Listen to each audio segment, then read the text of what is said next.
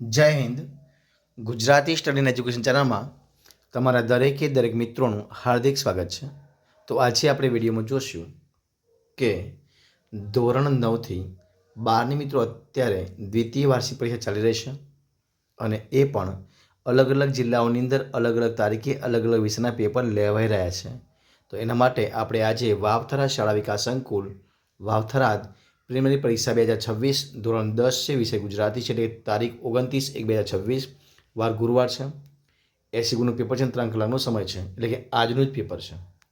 તો આપણે એનું સંપૂર્ણ સોલ્યુશન જોઈશું. તમે વિડીયો પૂરેપૂરો જોજો. શરૂઆત કરીએ આપણે વિભાગ એથી. તો જોઈએ મિત્રો, જોડકા છે અ અને બ. તો રેસનો ઘોડો તો મિત્રો આવશે, એના લેખિકા કોણ છે? તો એના છે વર્ષા અડલજા. છત્રી તો મિત્રો એના કોણ છે? તો એ છે રતિલાલ બોરીસાગર.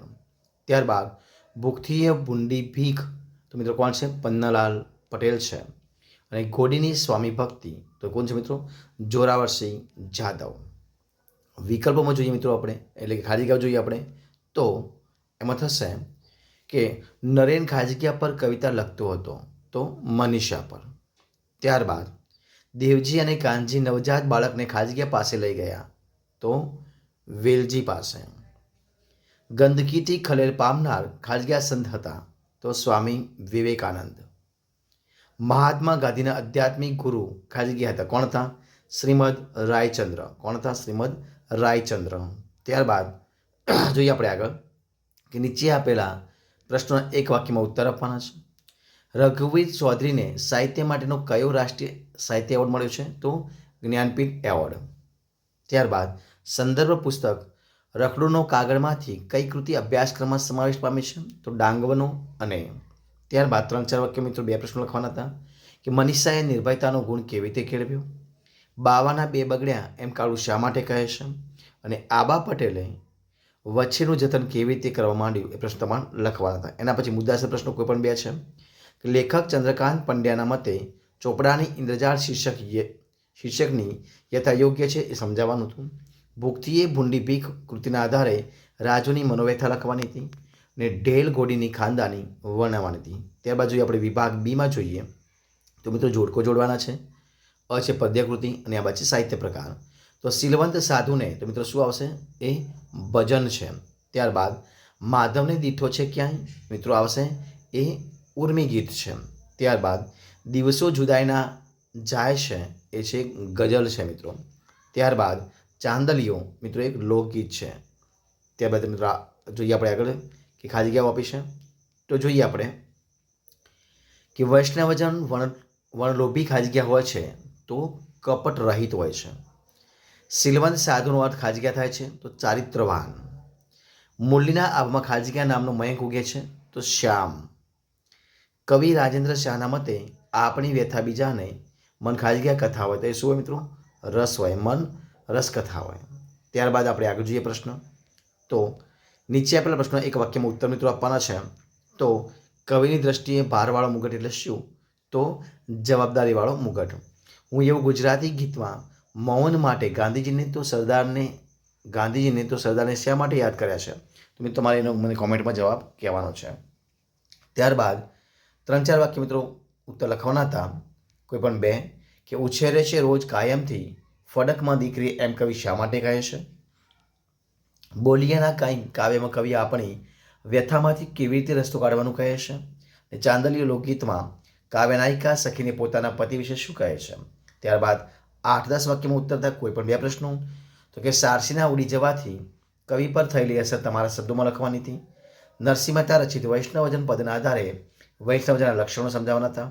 અને દિવસો જુદાઈના જાય છે રે ગઝલમાં કવિની મન સ્થિતિ તમારા શબ્દોમાં વર્ણન કરો. ત્યારબાદ મિત્રો જો આપણે વિભાગ સી જોઈએ તો એની અંદર મિત્રો અહીંયા સાચી જોડણી મિત્રો લખવાની સુરક્ષિત, તો જવાબ શું થશે? સુરક્ષિત. આ જોડણી સાચી બનશે.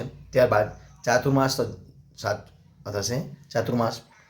સંધિ મિત્રો જોડવાની છે. તત્વત્તાનુસાર તો આવશે તદનુસાર. સમાસ મિત્રો ઓળખાવાનો છે. ઉંમરલાયક શબ્દનો તો આવશે તત્પુરુષ સમાસ આવશે. ત્યારબાદ અહીંયા જોડણી ભેદ થતો અર્થભેદ તો આવશે માદા. અહીંયા મોદા તો આવશે બીમાર અને માદા તો સ્ત્રી જાત આવશે. ત્યારબાદ આપણી બબલીની જ પગલી જાણે વાક્યમાં અલંકારનો પ્રકાર આવશે ઉત્પ્રેક્ષી અલંકાર થશે, જાણે ટકે રખે શકે ટકે.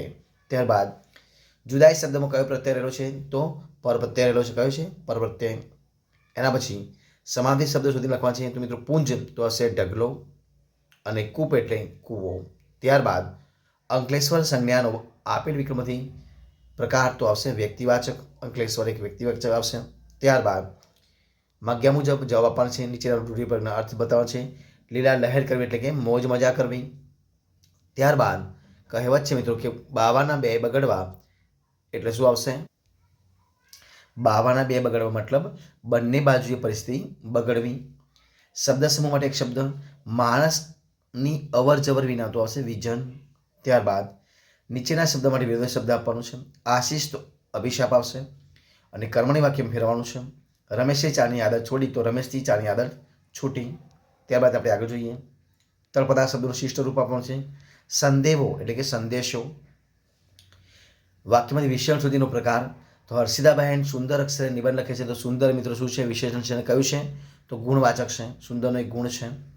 ત્યારબાદ વાક્યમાંથી મિત્રો ક્રિયા વિશેષણ શોધીને તેનો પ્રકાર લખવાનો છે. તો શીલવંત સાધુને વારે વાર નમીએ તો મિત્રો જે વારે વારે છે એ માત્રાવાચક અથવા પ્રમાણવાચક અથવા તો રીતિવાચક બનશે. ત્યારબાદ કટાક્ષ શબ્દના ધ્વનિ ઘટકો મિત્રો એટલે કે સ્વર અહીંયા છૂટા પાડવાનું છે. તો ક વત્તા અ વત્તા ટ વત્તા આ વત્તા ક વત્તા શ વત્તા આ પ્રમાણે થશે. વાક્યનું પ્રેરક વાક્ય મિત્રો બનાવવાનું છે કે બાબુભાઈ ટાઈમ ટેબલ બનાવે છે. તો બાબુભાઈ ટાઈમ ટેબલ બનાવડાવે છે. પંક્તિનો છંદ ઓળખાવાનો છે કે વડાવી બા આવી વડાવી બા આવી ની સકલ સંતાન ક્રમશઃ મિત્રો શિખરણી થશે. ત્યારબાદ જે છંદના પહેલા અને ત્રીજા ચરણની 13 માત્રા તથા બીજા અને ચોથા ચરણની 11 માત્રા હોય તે છંદનું નામ મિત્રો શું છે? તો આ છે દુહો અથવા દોહરો થશે. વિભાગ ડી મિત્રો આપ્યું છે કે પંક્તિઓનો અર્થ વિસ્તાર કરવાનો છે કે કદમ અસ્થિર હો એને કદી રસ્તો નથી જડતો, અડગ મનના મુસાફીને હિમાલય પણ નથી નડતો, અથવા તો સિદ્ધિ એને જયવરે જે પરસેવે નાય. મિત્રો આ ભાઈ તમારે અર્થ વિસ્તાર કરવાના હતા. ત્યારબાદ તમારી શાળામાં યોજાયેલ સ્વચ્છતા અભિયાન અંગેનો અહેવાલ 100 શબ્દોમાં તમારે લખવાનો હતો મિત્રો. ત્રીજા ભાગ મિત્રો સંક્ષેપ તમારે કરવાનો તો એ તમારી સમક્ષ આપે છે પેરેગ્રાફ, તમે એનો સ્ક્રીનશોટ લઈ એનો સંક્ષેપ કરી શકો છો.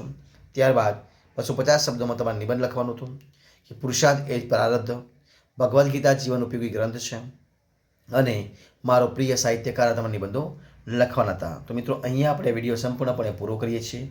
જો તમને મારો વિડીયો ગમતો હોય, પસંદ આવ્યો હોય, યુઝફુલ લાગ્યો હોય તો એને લાઇક કરો, કોમેન્ટ કરો, તમારા મિત્રોને વિડીયો શેર કરો અને છેલ્લે ચેનલમાં નવા હોય ચેનલ સબસ્ક્રાઈબ ન કરી હોય તો ગુજરાતી સ્ટડી એન્ડ એજ્યુકેશન ચેનલને સબસ્ક્રાઈબ કરવા માટે વિનંતી છે. આપણે ફરીથી મળીશું એક નવા વિડીયો સાથે, નવા ટોપિક સાથે. બની રહો. જય હિન્દ, જય ભારત, જય જય ગરવી ગુજરાત. Best of luck.